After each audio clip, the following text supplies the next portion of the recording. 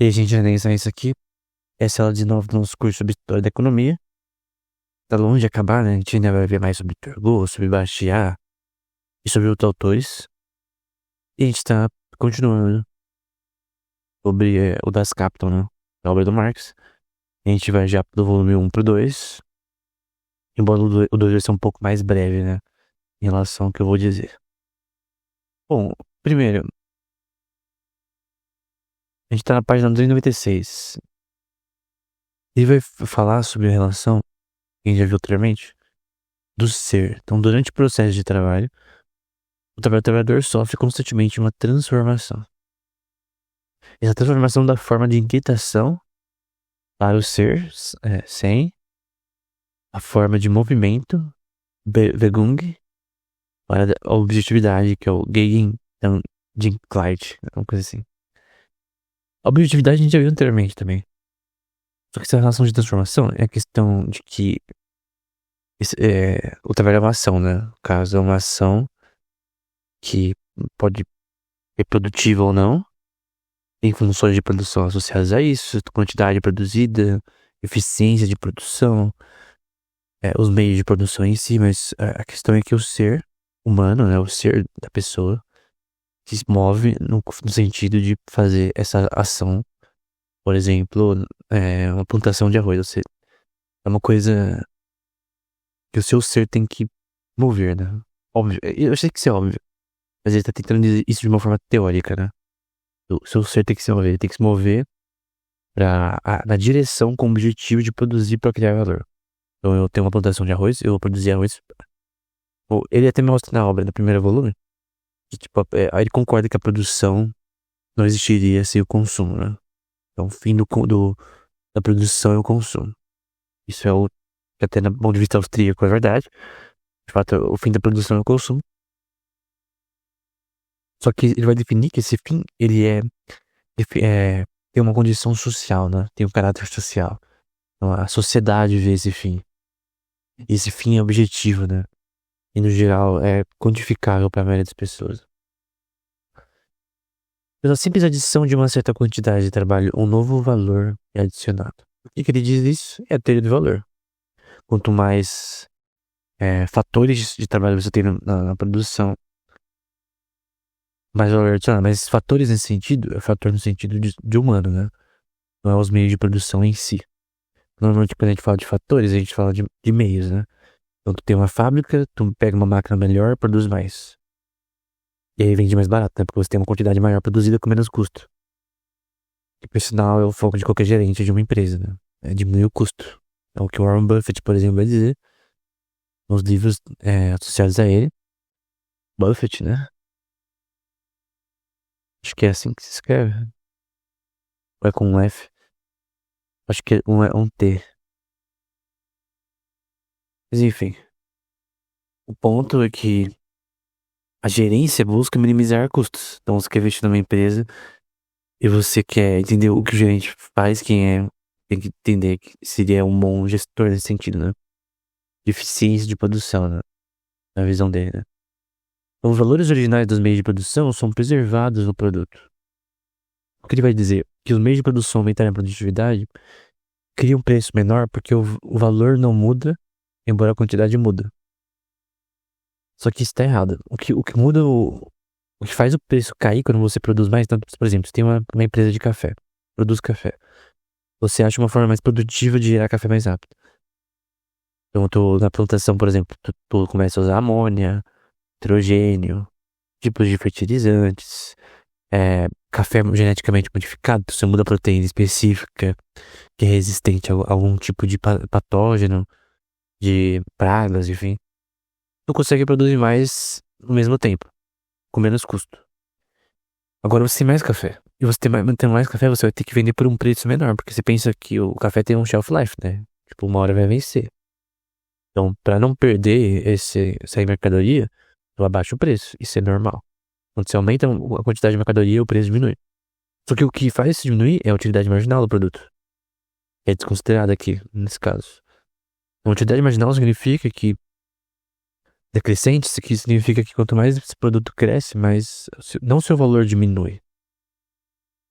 No sentido. É que a teoria de trabalho não faz sentido, né? Mas é no sentido de que pô, o uso das pessoas é o mesmo, utilidade. Só que mesmo no mercado elástico, por exemplo, que o preço afeta a demanda, tu produz com um menor preço, as pessoas vão comprar mais, né? Realmente, se o café estiver muito caro, as pessoas não compram café com tanta frequência. Que não é inelástico, em certos aspectos. Para algumas pessoas seja, né? A necessidade é diferente, por exemplo. Por exemplo, a água é mais inelástica do que café, né? Então, se você estiver morrendo de sede e poder escolher entre água e café, eu tenho certeza que você vai escolher água, né? Então, é óbvio que no momento de escassez intensa, você vai pro item que tem mais utilidade, né? Tomar água, você morre, né? Mas o grande ponto é esse, né? E uma coisa que é importante é o capital constante e variável, né? O constante é definido como, né? A parte do capital, portanto, que é transformada em meio de produção, isto é, matéria-prima, material auxiliar de instrumento de trabalho, não sofre nenhuma alteração quantitativa de valor no processo da produção. Então, por exemplo, tem uma empresa, tem os ativos e passivos da empresa. Os ativos, por exemplo, da sua indústria, são as máquinas, é o lugar, é a estrutura, a infraestrutura da indústria. Tem um tempo de depreciação, obviamente. Ele está dizendo que o capital constante ele não muda de valor. E ele faz cálculos de depreciação. Depreciação é o quanto o item diminui de valor ao longo do tempo. Por exemplo, eu compro um computador hoje. Daqui a 10 anos vai ter peças, CPU, é, placa de vídeo muito melhor. Então, tem um tempo de depreciação no seu computador. Você compra um carro, daqui a 20 anos, o preço dele de mercado vai ser menor. Então, essa é uma relação bem simples, né? Só que ele vai dizer que você aumentar a quantidade de produção não muda essa relação do capital ser constante em alguns aspectos, né? Então, é nesse sentido que ele diz constante. Por essa razão, chamo de parte constante do capital, ou resumidamente, capital constante. Então, você tem na equação C é igual a... Deixa eu ver se eu consigo mudar a cor aqui. C igual a C, que é o capital constante, mais variável, mais valia. E você mudando a proporção do variável, você aumenta a mais-valia, né? Ou seja, se você aumenta a produção que muda o capital variável, você aumenta a exploração na visão dessa teoria, né? Aí o que deve ser feito quanto a isso, né? Página 416 já. Para se protegerem contra a serpente das suas agonias, os trabalhadores têm que se unir, as cabeças, como classe, obrigar a aprovação de uma lei, uma barreira social toda poderosa, da qual podem ser impedidos de se venderem a si próprios e a suas famílias à escravidão e a morte contra o contrato voluntário com o capital, né? Então a decisão dele, que na minha opinião é uma decisão que leva a consequências terríveis, né? A gente vê isso já pela história, é que a mais-valia, essa equação aqui, ela vai gerar, obviamente expandida depois posterior para toda a economia, mas ela gera uma escravidão e uma apropriação indébita do valor criado pelas pessoas. Por que esse valor criado pelas pessoas? Porque ele acredita na teoria de valor. E como eu disse anteriormente, tem marxistas posteriores, hoje em dia, se eles forem minimamente inteligentes, que eles vão abandonar a teoria do valor. Porque a teoria do valor não faz sentido, cara. Só se, cara, coisa simples na economia você já vê que é a perspectiva do consumidor que importa mais do que a perspectiva, a forma que foi produzida a commodity. Então, o que importa no fim, até do ponto de vista de economia comportamental, neuroeconomia, é um indivíduo, na verdade. Você tem relações sociais, eu já disse isso na última aula, né? Então, tu vai. E arroz e feijão, por exemplo, no Brasil, é comum culturalmente que a gente tem, socialmente, como é todo dia. Outros países nunca queriam comer isso daí todo dia. Ou nunca comeriam essa combinação. Como eu já vi pessoas, por exemplo, eu tava falando com uma pessoa da Síria, por exemplo, há anos atrás, que eu tive de treinar inglês, a pessoa se assustou que comia arroz e feijão todo dia. Que pra ela era algo anormal.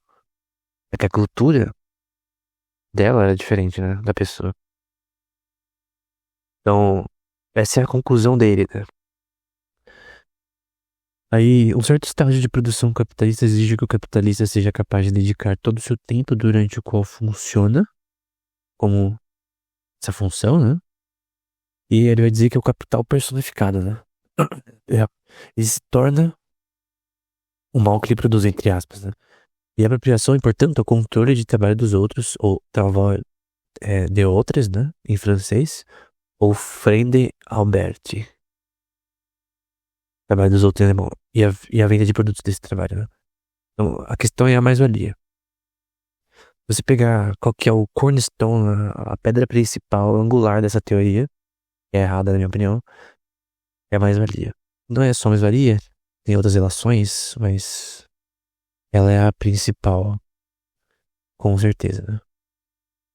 E ele luta muito contra a produtividade na agricultura também, né? Que na minha opinião é um problema. Ele vai dizer, além disso,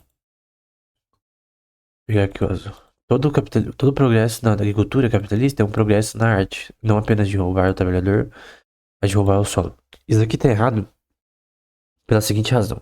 Primeiro, você ter mais produção a baixo custo. Perdão. Ter mais produção a baixo preço para as pessoas. Ou seja, as pessoas podem, com sua renda, a mesma renda, comprar mais. Então o poder de compra aumenta. O poder de compra não aumenta em relação a só o poder de compra do dinheiro em si, mas o poder de compra em relação aos preços das commodities, que depende da utilidade marginal delas. Então, se você produz mais, por exemplo, vamos supor que a produção de arroz no mundo aumentou. Por algum motivo, teve uma safra 5 vezes ao normal, o preço do arroz vai diminuir. Quem fizer, por exemplo, um long call, que é uma option, né? Que você. É um future, na verdade, né? Que você aposta que o arroz vai subir e ele desce, por questão dessa quantidade maior de produção, tu perde dinheiro, por exemplo.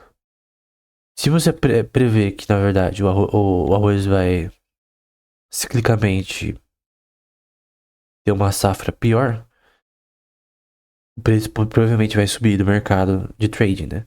Então, mesmo o investidor de commodities, né, que é um tema bem interessante, que eu gosto bastante, ele tem que ter noção das safras, né, e formas de produção. Ele tem que ter informação privilegiada, se possível, em relação a funções de produção globais, né?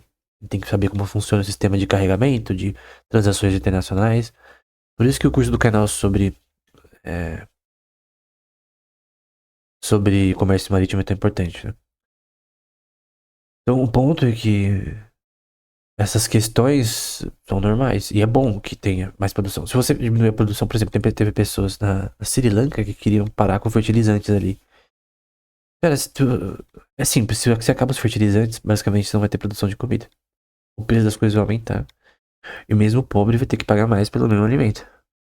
Então, vamos supor que você é um socialista mais inteligente. Você não pode aceitar é, essa teoria nesse sentido, né? Porque a produtividade, ela abaixa o custo, abaixa o preço no caso, né? Todo progresso no aumento de fertilidade do solo por um determinado período é um progresso no sentido de arruinar as fontes duradouras dessa fertilidade. Ele está dizendo que o solo mesmo é não aniquilado, mas ele é parcialmente destruído, ele é parcialmente. Ele meio que fica pior nesse sentido, né?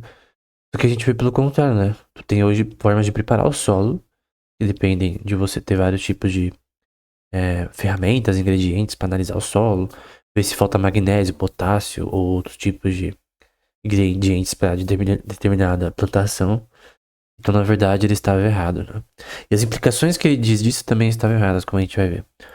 O valor relativo do dinheiro será, portanto, menor na nação com modo de produção capitalista mais desenvolvido do que na nação com menos desenvolvido. Segue-se, portanto, que os salários nominais, a força de trabalho equivalente, espécie de dinheiro, também serão maiores na primeira do que na segunda. Então, o salário nominal e a força de trabalho vai ser maior no sistema capitalista, né? Você tem mais produção, que pela lei de Malthus, né? Quando você produz mais, a população aumenta. O que eles não viram na época ainda, nem Malthus, nem Marx. E não tinham como eles ver, porque eles não viram que, assim, o laboratório do economista é história.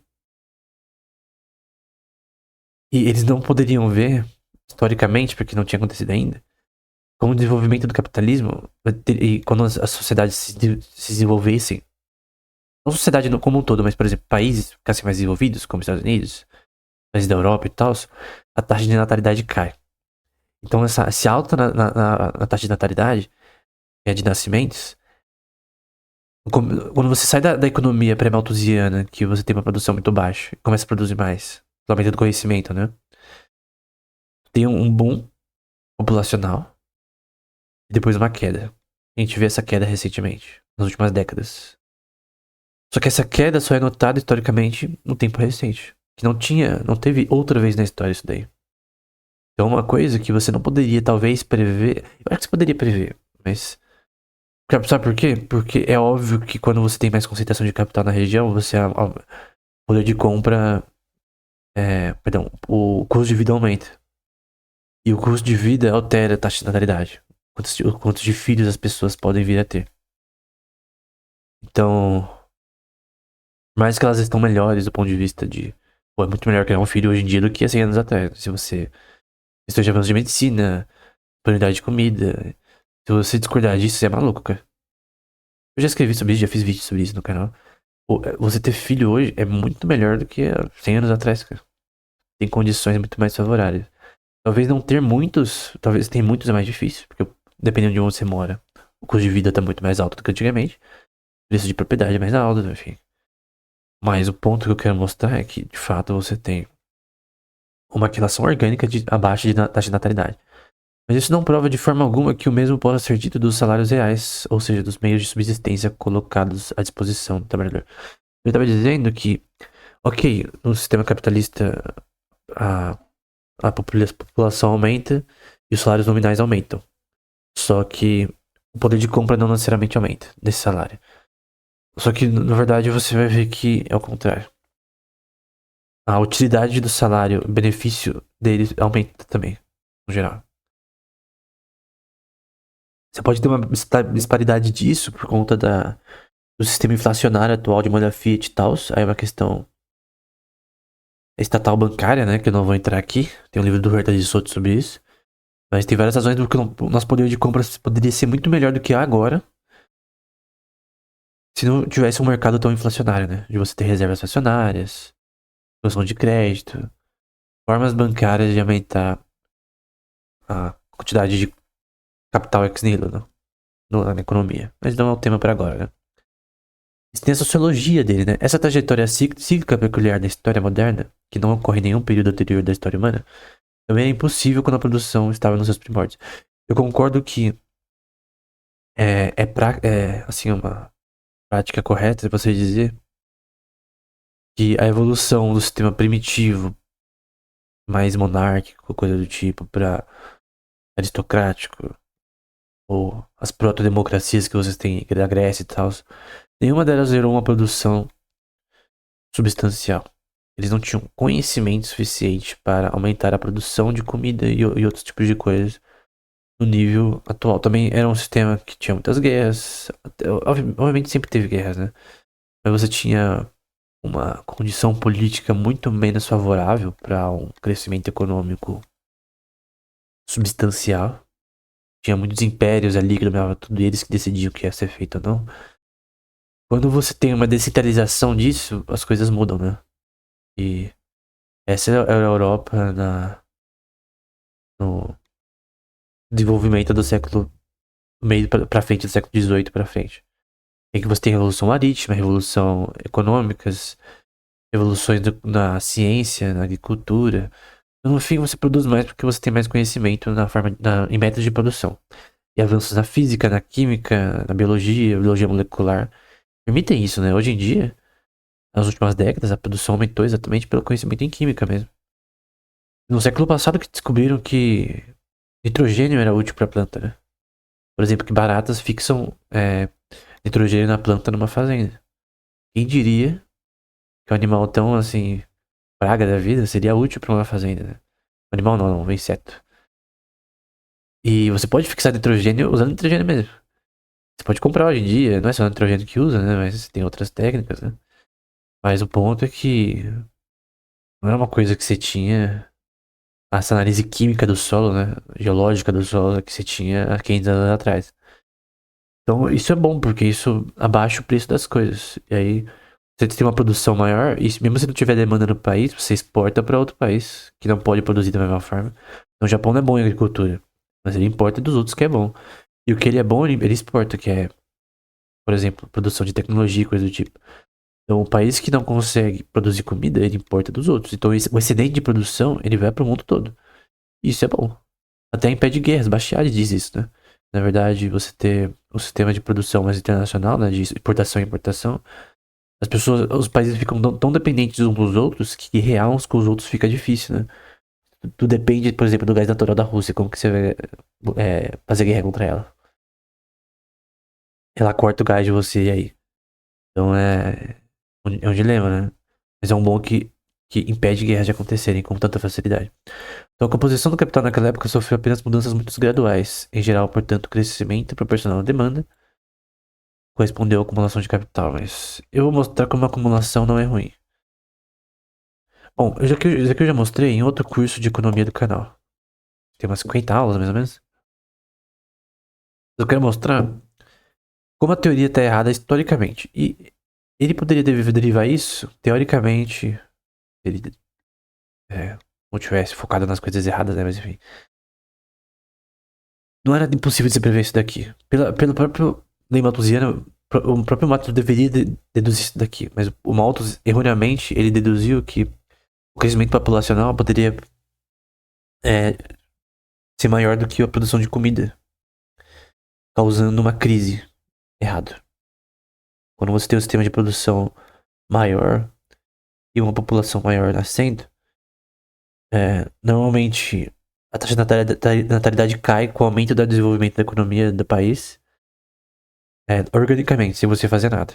Então o Estado não precisa interromper ou mudar esse processo. Às vezes as pessoas que elas acham que elas querem, os governantes, né?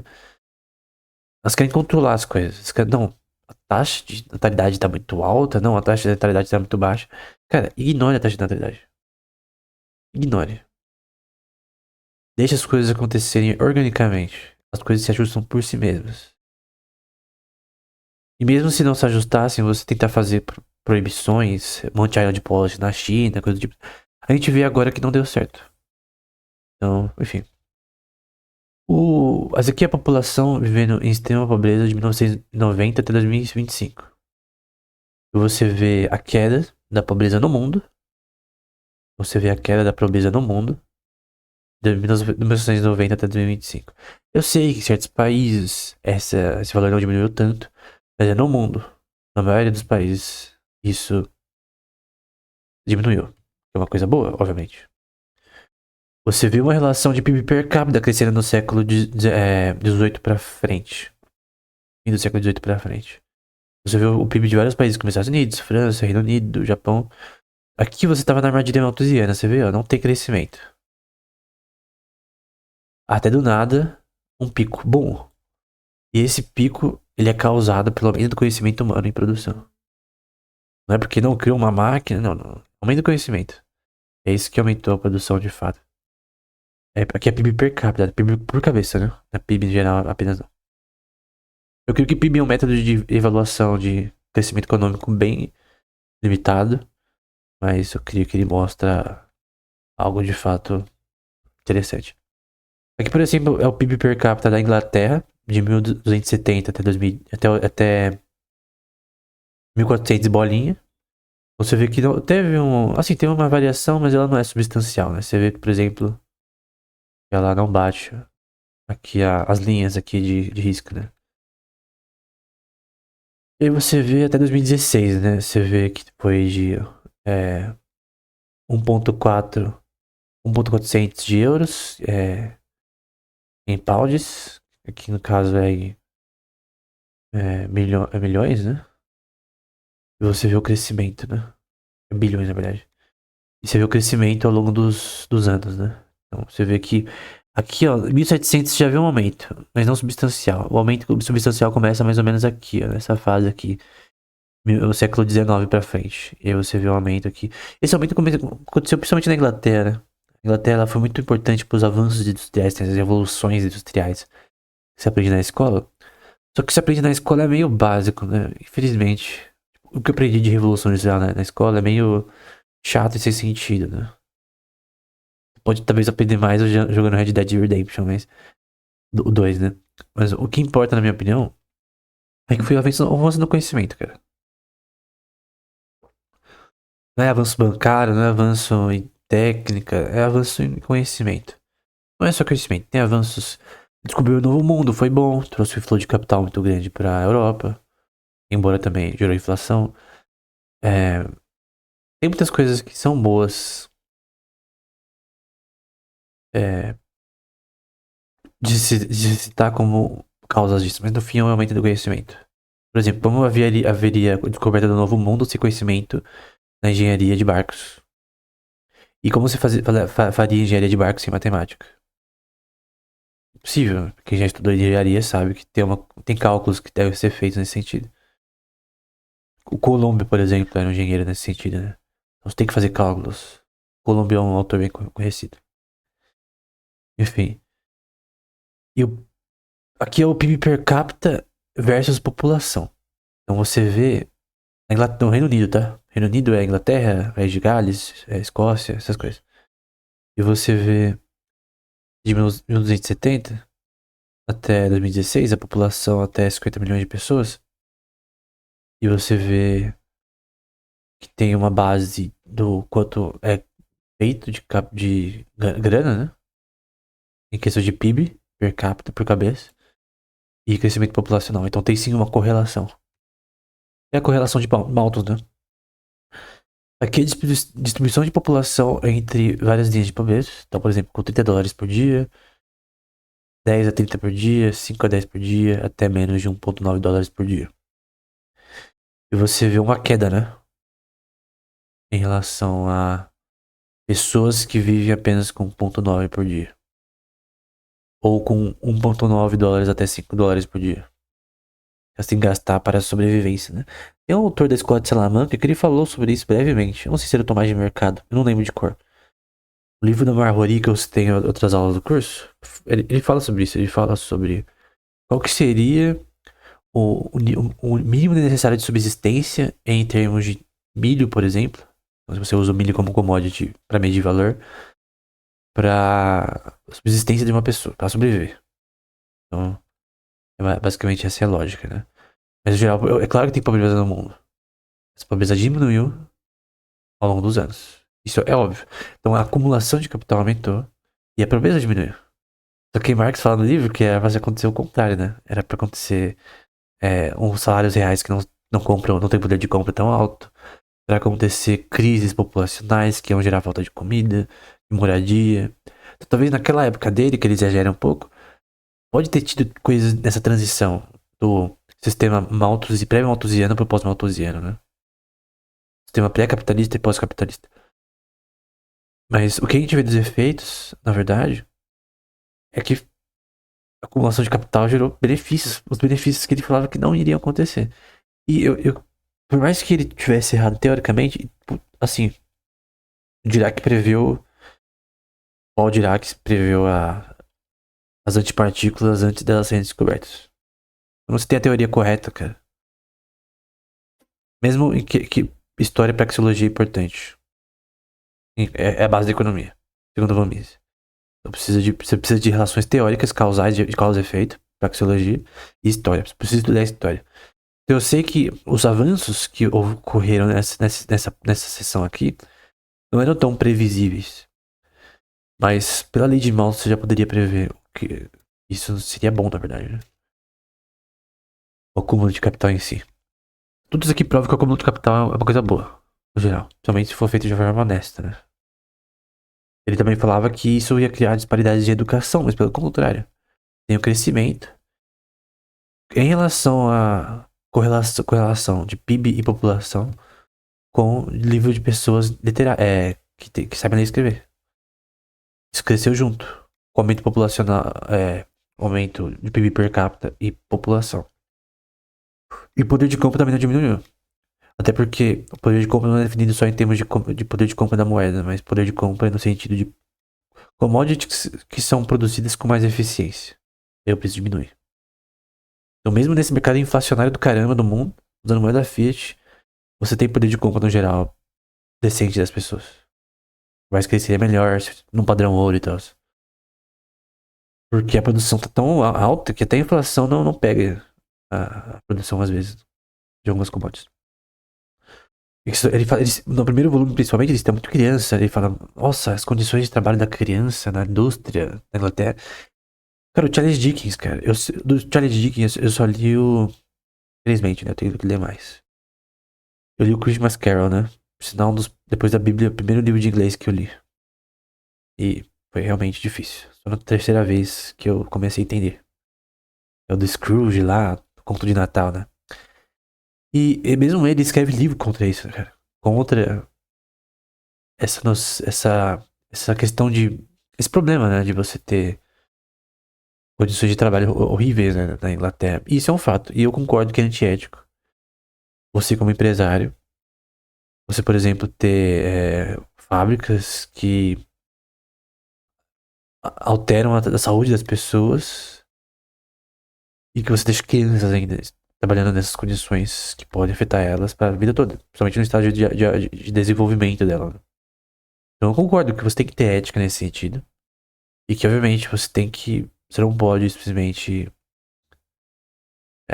fazer o que você quiser na sua forma de lidar com seus funcionários. Né?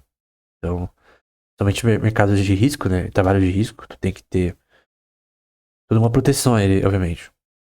Isso é óbvio, né? A proteção da vida, liberdade e propriedade. E a sua vida é uma propriedade sua e você não pode, nas suas condições de trabalho, ter isso sendo afetado continuamente. E ser algo normal, né? Mas o grande ponto é que, por exemplo, a mortalidade infantil ela diminuiu ao longo dos anos em relação ao crescimento de PIB e população. É uma coisa também que ele disse que iria ser o contrário, né? Todos esses gráficos que você vê, pra ele estar certo, teria que ser o contrário. Esse daqui não, porque a população, de fato, ele diz. A lei de Malthus diz que, de fato, a acumulação de capital gera mais população. Mas essas partes aqui deveriam estar ao contrário, deveriam estar inverso. Mas não estão inverso. E isso já mostra que ele estava errado em todas as suas previsões. A sua teoria não se sustenta pela história, estatisticamente. Você gosta de dados? Isso daqui são dados. Então, leva de nível de educação, né? Então você tem o nível de educação antes dos 15, aumentando no mundo todo. Alguém completar a educação primária, a secundária, ou a pós-secundária, né? Você tem educações terciárias, né? Que é faculdade e tal. Então você tem mais pessoas. O avanço da educação aumentou proporcionalmente ao avanço da acumulação de capital. Obviamente, um ponto que deve ser colocado: o custo de vida aumentou. Isso é algo que acontece principalmente em cidades e bairros nessas cidades que são de uma. Você vê, por exemplo, pelo preço do aluguel e das casas da região, no metro quadrado. Quanto mais caro, tu sabe que tem uma concentração de capital maior ali. Então, o aluguel em Alphaville é menor do que no Perialto da vida em São Paulo. Por quê? Porque Alphaville é um lugar de rico. Então, é óbvio que vai ser maior. Até os preços das coisas são maiores nesses lugares.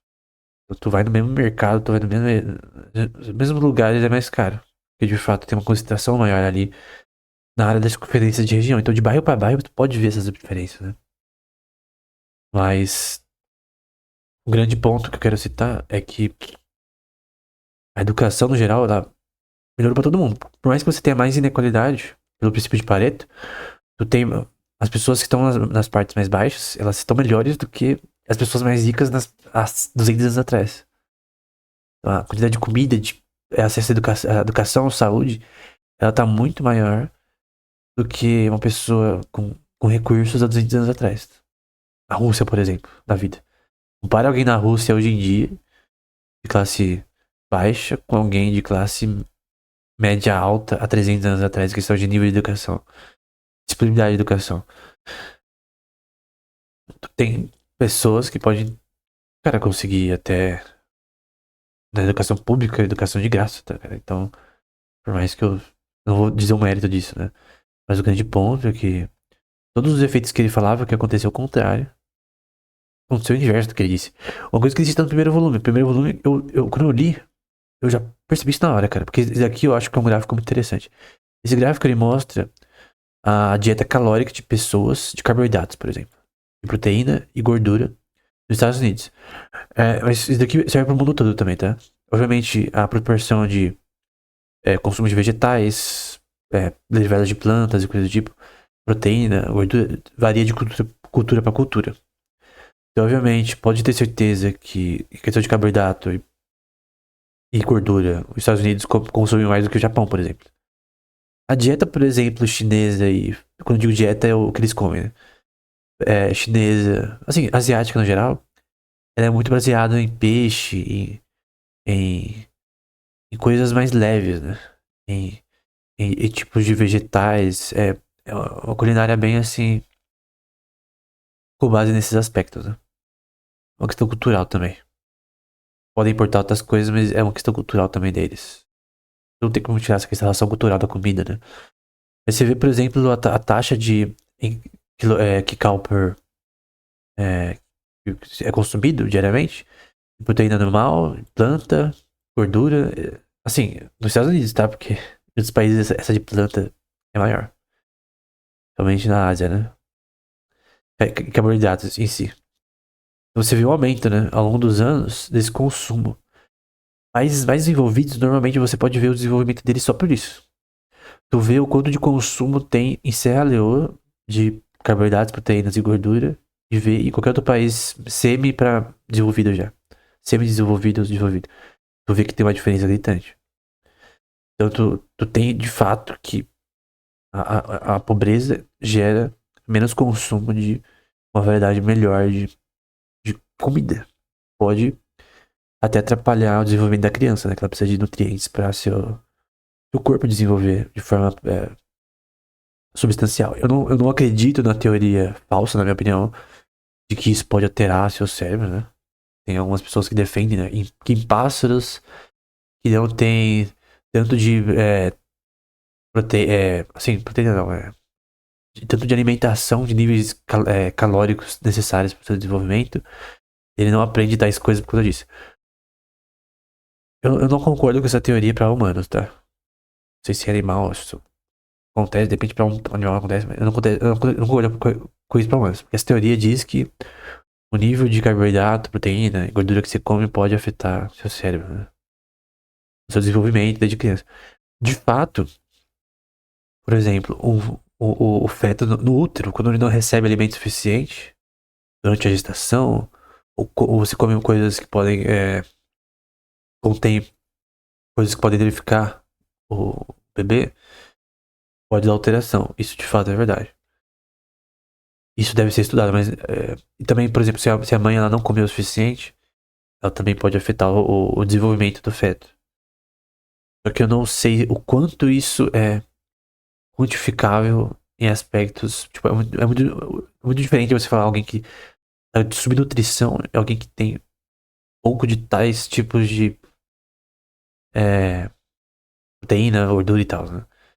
Mas enfim, a subnutrição concordo que de fato ela pode causar problemas nesse aspecto de desenvolvimento corporal e neural, né? Principalmente no feto.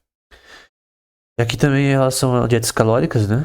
De proteína animal, você vê o crescimento desde 1961. Eu não quero que você veja a estabilidade, por exemplo, dos países mais desenvolvidos, como os Estados Unidos, Espanha e tal. Eu quero que você veja países, por exemplo, como Congo, Zimbábue, né? Você vê aqui o Zimbábue fazendo um crescimento aqui. O Congo tendo um crescimento também aqui, mas nas últimas 2 décadas. O problema da África é que ela é instável politicamente, né? Tem sociedades tribais lutando uma contra a outra, tem uma guerra de proxy, você tem um grande problema lá por conta disso. Mas as coisas estão melhorando. A China, cara, ela mudou completamente em relação a isso, né? Ainda ela tem pobreza em muitas das áreas do seu enorme país, mas ela mudou, com certeza melhorou em relação a 5 décadas atrás. A Coreia do Sul, cara. A Coreia do Sul eu não coloquei aqui, mas ela mudou completamente, cara. O avanço o foco da exportação em produzir, né? Até usando fábricas japonesas que foram deixadas lá depois dos japoneses saírem da dominação da Coreia. Tudo isso foi muito importante para a Coreia do Sul também, que teve investimento dos Estados Unidos inicial para se desenvolver, né? Você vê um exemplo, você vê a Coreia do Sul e do Norte, cara, você já vê qual que funciona, né? Tu não precisa. Tu viu o consumo disso daqui na Coreia do Norte e na Coreia do Sul, você já vê. Isso se você tiver dados reais da Coreia do Norte, né? Você não tem. E o que eles mandam, né? Que é tudo falsificado. Mas enfim. Tu vê a Coreia do Sul, do Norte, se tu vê a Alemanha Oriental, Ocidental, você já sabe. Tipo, tu tem literalmente país dividido em dois lados, um usando uma teoria, outro usando outra, e o lado socialista sempre perde nesse sentido. Bem-estar social. Então, eu creio que se é laboratório de economista é história, não tem mais o que discutir, né? E o resumo da teoria dele, né? Mas a acumulação de capital pressupõe a mais-valia. Mais-valia pressupõe a produção capitalista. A produção capitalista pressupõe disponibilidade de massas consideráveis de capital e de força de trabalho nas mãos dos produtores de commodities. Né? Você tem mais-valia, a produção em si, no terceiro estágio, que aí o cara produz e vende commodities, né? Ele não só compra e vende, como no segundo estágio. E você tem a mais-valia, entre aspas, geradas nesse processo. Né? Ele diz que isso é um roubo, né? E o modo de produção e acumulação capitalista, e portanto também uma propriedade privada capitalista, tem como condição fundamental a aniquilação da propriedade privada do trabalhador. O Marx não é contra a propriedade privada, no sentido geral. Só que ele dá uma relação social para ela. Então, por exemplo, um autônomo que produz sozinho, a propriedade dele é privada. Porque tem o caráter social também. E a produção dele também tem o caráter social. Só que existe propriedade privada no sentido dele. Só que ela não é. Tipo, tudo que o capitalista acumula não é privado nesse sentido, porque ele tá, entre aspas, roubando. O trabalhador ele contém mais valia o capital dele. Então, quanto mais ele acumula, mais ele tem uma forma de ganho desonesta. Então, essa é a lógica dele, que obviamente está errada. A relação de capital surge apenas no processo de produção, porque existe implicitamente no ato da circulação. Aqui já está no volume 2. As condições econômicas fundamentalmente diferentes em que o comprador e o vendedor se confrontam em sua relação de classe. Não é a natureza do dinheiro que dá origem a essa relação. É a existência da relação que pode transformar uma mera função do dinheiro em uma função de capital. Então, tu tem uma relação de valor-uso e valor de troca e uma relação social nisso que define a natureza do dinheiro em si. De commodity para dinheiro, né? É a teoria de metamorfose dele de commodities, né? É o MCM. Money, Commodity, Money. Essa é a fórmula, né? Uma vez que a força de trabalho opera apenas como um órgão do capital, o valor excedente, que é a mais-valia, com o qual o trabalho excedente é realizado, gratuitamente pro capital, né? Então, tá expropriando algo que não é seu, né? Obviamente. Está errado, mas é o que a teoria diz, né? E, portanto, forma mais-valia para o capitalista. Um valor que não lhe custa nem o equivalente. Então, ele consegue trabalhar de graça sem pagar por ele, né? E aí ele vai dizer aqui, né? Assim, enquanto os custos que tornam as mercadorias mais caras, sem o aumento do seu valor-uso, esses são falsos custos de produção do ponto de vista social. Para o capitalista individual, podem constituir fontes de enriquecimento. Então, o aumento da produtividade abaixo do preço das commodities. A concentração de capital gera maior população, né? No geral, que a gente viu pelo gráfico anterior, mas é a lei de Malthus, né? E por sinal, eu não mostrei aqui, tá no rodapé, né? Uma das páginas do volume 1. Em que ele disse que não foi o Malthus que derivou essa lei, ele copiou de outro cara. Ele é um plagiador, o Malthus, né? Eu não sei exatamente se o Malthus plagiou alguém, né? Mas ele fica falando várias vezes que o Malthus plagiou a noção dele de crescimento da população. O Cantillon escreveu isso também, por isso antes, né? Enfim. Mas é essa questão de que essa relação de produção, de produtividade, gera uma disparidade de mais-valia do valor real e do valor. Qual é a questão? Ele não está dizendo que o aumento abaixo do preço vem pela utilidade marginal. Então tem mais arroz no mercado, o preço diminui, porque tem mais. Quando tem escassez dele, o preço aumenta. Tá dizendo que a razão disso é na produtividade, que cria uma disparidade entre o trabalho necessário e o excedente, né? Então você não tá formando valor mais pro nível de subsistência. Então, o trabalho excedente ele não gera valor, entendeu? A mais-valia não gera valor. O que gera valor é necessário. Tá contido socialmente, tem relações de subjetividade e objetividade nesse valor. Tá embutido socialmente. Obviamente, se é algo inútil, não vai ter valor. Ele diz isso. Então, se a mercadoria não tem utilidade para as pessoas, ela não vai ter valor. Então, é definido socialmente na visão dele. Só que a formação do valor, no fim, ela é para ele, né? Ela é criada pelo trabalhador, o trabalho necessário, né? E outra coisa que tá errada, isso aqui é um ponto que eu vejo em Hotbard, né? O Hotbard ele diz que a produção ela não acaba até o consumo. Transporte também é produção. Então você tem a cadeia de produção. Desde o produtor, tem N empresas até chegar no mercado. Tu tem o trader, que vai pegar do produtor essa commodity e vender para fornecedores, distribuidores no caso, né? O distribuidor ele não produz a commodity, necessariamente. Ele pode só distribuir. Então, ele compra no preço mais barato possível e vende para o maior possível. E o trader pode ser empresas ou pessoas que também fazem essa intermediação. Então, o cara da China, o cara vai até a China, fala com os caras da China, negocia o preço. É um trader. Ele vende para um distribuidor na Europa, por exemplo. E aí, esse distribuidor ele distribui para outras regiões da Europa. E, obviamente, esse trader ele vai comprar onde o algodão é mais barato, né? E com maior qualidade. É onde tem produção maior. É bem legal essa relação. Eu tenho um documentário que fala sobre trade, né? De commodities. E teve um trade de algodão, né? E ele fala como é fazer trade de algodão. É bem legal. É bem assim, interessante. Ele ia até o lugar onde é feito. Ele tem que saber como é processado. Ele tá em todos os estágios da produção. Só que o transporte em containers, em aviões, dependendo do que for, tudo gera custo.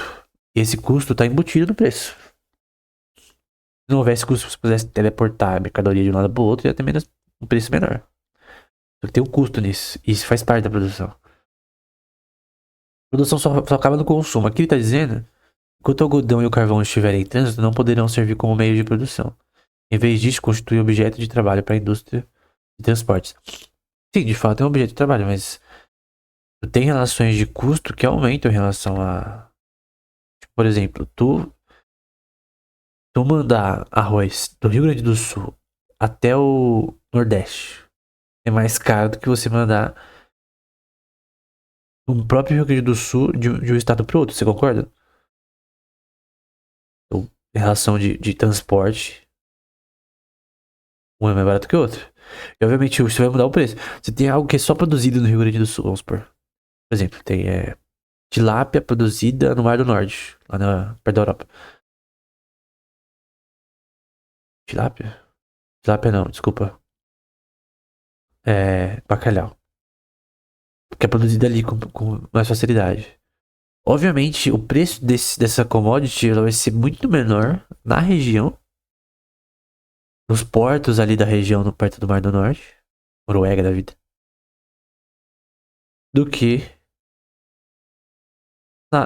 na venda pro Brasil. Seja porque. Não só no custo de importação, tá? De eles exportarem pro Brasil, o Brasil importar. Tarifas e coisas do tipo. Impostos e tal. Também tem o custo de transporte. O custo de transporte, ele impacta o preço diretamente. Não tem como, cara. Eu não transporta as coisas de graça. Nós não aparece aqui do. A exportação não aparece do além. Tô comprando coisa da China, não. Você transporta pra sua casa. Tem um processo, tem o custo de transporte. Claro que se você transporta muitas coisas de uma vez, o custo diminui nesse transporte. Mas enfim. Marx novamente. Aqui tem muito a ver com o Economics, né? Porque não como o Economics tem a ver com política sintética do Star Trek, né? Tem o livro, acho que é o Mano Sadi, que é o autor, que é o keynesiano, que escreveu um livro sobre a economia do Star Trek. Eu tô pra escrever também sobre, só que eu vou ter que ver a série, né? Ele escreveu um artigo sobre Economics analisando o livro dele. Mas o ponto de Economics, na Federação Galáctica da série, né? Pra quem já assistiu a série, tem filme, tem série, tem um monte de coisa. A série é canon, tá? Por sinal. Que lá não tem origem em livros, né? E, basicamente, eles criaram através de uma máquina de replicação, né, da obra, né? Uma economia pós-escassez. O que é uma economia pós-escassez? É que a produção aumentou de tal forma, a produtividade, que não tem mais escassez de nada. Então, o preço das coisas é quase ínfimo, né? Quase nulo. Ao ponto que o dinheiro deixou passar de existir. Deixar de existir, né? Então, se considerássemos uma sociedade comunista em vez de uma capitalista, então o capital monetário seria imediatamente eliminado. E também os disfarces que as transações adquiriam através dele. Isso é falso, obviamente. Porque, por exemplo, uma economia de pós-escassez poderia admitir isso. Mas ela é impossível na vida real. Então, lá na Federação Galáctica, da ficção do Star Trek, funciona. Na vida real, não. Tem até um filme que aquele cara que faz o professor Xavier do X-Men, ele tá desse filme. E ele diz no filme que o dinheiro é uma ilusão. Pra nossa sociedade desenvolvida, ele não mais existe, né? Então é uma frase icônica que tem na economia do Star Trek. Que é falso, né? Até porque você criar uma máquina de reprodução de matéria é impossível. Então, é, tu dizer que pode haver um tipo de economia pós-escassez é impossível. Não. Uma coisa é você aumentar a produtividade, uma outra coisa é você fazer as coisas aparecerem do nada. Embora não seja do nada, né? Você tem que replicar do que já existe, né? Mas enfim. Por outro lado, não devemos ter ideias místicas sobre o poder produtivo do sistema de crédito, apenas porque se torna o capital monetário disponível e circulante. Mas o desenvolvimento posterior desse ponto não pertence aqui. Eu vou falar posteriormente do volume 3 e 4, mas esse é um ponto importante. Ele não desenvolve nenhuma teoria de crédito aqui. Isso para mim é muito grave, porque crédito é basicamente uma forma, primeiro, de você gerar capital. Como que na geração de capital, uma das partes mais importantes ele não inclui. Hoje em dia, principalmente. Tu tem relações de securities, de ações, de investimentos. Então tu tem renda fixa nesse contexto, tu tem yield, farming que você pode realizar ao em criptomoedas, por exemplo. Você pode ter stake na Ethereum e você gera capital através disso. Pool de liquidez, seja sendo uma pirâmide ou não, né? Não vou entrar no mérito disso. Você tem as próprios mercados de investimentos em securities, como títulos, coisas do tipo. Em que você só tem dinheiro e você pode fazer mais dinheiro através disso. E quando você, por exemplo, investe dinheiro numa empresa, tu tá basicamente permitindo que ela gaste mais. Então esse dinheiro ele rola a economia, ele circula, não fica preso ali. E você ganha quando a empresa ela aumenta de valor em relação aos seus investidores no mercado. Porque ele foge do crédito. Quem que não vai fugir do crédito são os keynesianos. Os keynesianos vão tratar desse problema melhor. Os keynesianos, eles meio que são mais. Tem versões de social-democrata, né? Então ele obviamente vai descartar a teoria de valor. Ele vai descartar quase tudo que tá escrito aqui. Ele só vai pegar algumas coisas em relação a questões sociais. Vamos ter uma exploração, mas não é da mais-valia. É uma exploração social. É uma exploração psicológica. É uma exploração em outros sentidos, né? Essa é a vibe de alguém menos marxista e mais pé no chão na realidade, né? Só que o próprio Mises, ele diz no livro dele Caminho do Meio leva ao socialismo, que esse caminho do meio keynesiano, no fim, ele leva a algo similar. Então, a destruição mais, talvez, nas sombras, né? Mais difícil de ver, mais invisível da sociedade, como aconteceu nos Estados Unidos, né? Os social-democratas, eles parcialmente criaram um sistema que você tem subsídio no nível dos Estados Unidos brutal, cara. Os Estados Unidos gastam muito dinheiro de impostos em subsídio. Seria melhor diminuir os impostos e devolver o dinheiro pro povo do que pagar mais subsídio. Então, ao você pagar subsídio, tu tá usando o dinheiro do povo e às vezes de forma dissipando o capital, né? De forma ineficiente. É mais fácil você dar o dinheiro pro povo, né? Diminuindo impostos do que cobrar mais pra. Não, eu vou usar subsídio para o hospital, né? Tudo bem, mas se você desse o imposto para as pessoas não comprando valores tão altos, primeiro, tu teria uma arrecadação maior e tu daria mais poder de compra a elas, né? Somente no imposto de renda, né? Por exemplo, se o imposto de renda deixa de existir, o poder de compra das pessoas aumenta na hora. Na hora. Então, esse imposto que vai ser convertido em nada, né? Que é o imposto de renda, ele poderia ser convertido em várias coisas, cara. Poderia ser convertido em N gastos que a família pode ter pra se sustentar. E pior no Brasil que ele é progressivo, né? Então, quanto mais você ganha, mais você perde, né? Eu tinha uma aluna, ela falou isso pra mim, né? Que a mãe dela ganhava um pouco mais de 5 mil reais. E ela tinha que pagar não sei quantos por cento pra. É gradativo, né? Muda a lei constantemente, mas a porcentagem aumenta conforme você ganha mais.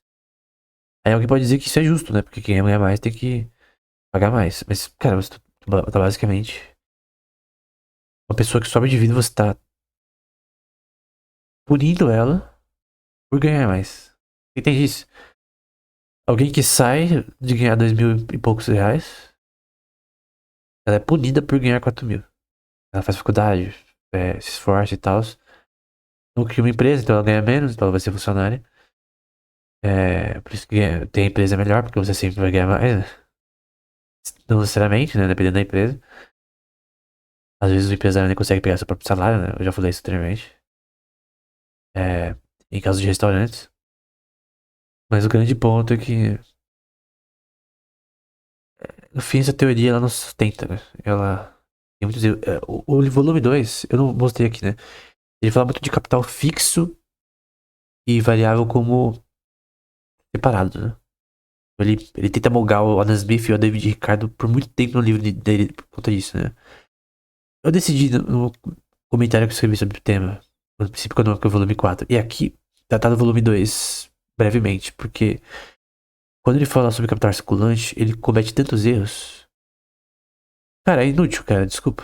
Então, grande parte do volume 2 é inútil. A visão dele de capital circulante tá errada, cara. Capital fixo e circulante tem que ser. Tem interpolações, cara. Não é a mesma coisa, mas tem interpolações. Eles são juntos, sim. Então ele cita a própria Adam Smith nisso, falando que você não pode ter critério para separar capital fixo e variável. Ponto.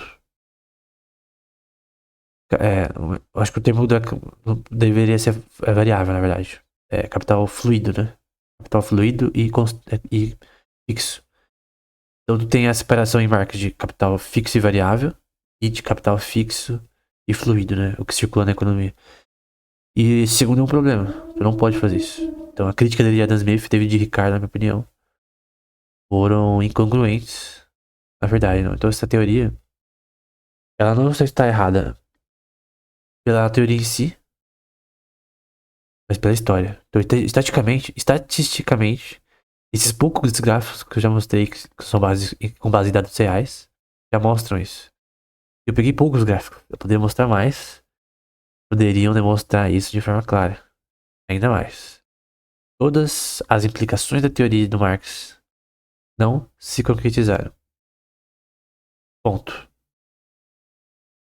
Em relação à qualidade de vida, em relação à educação, em relação a consumo de proteína, gordura, que ele cita também no volume 1.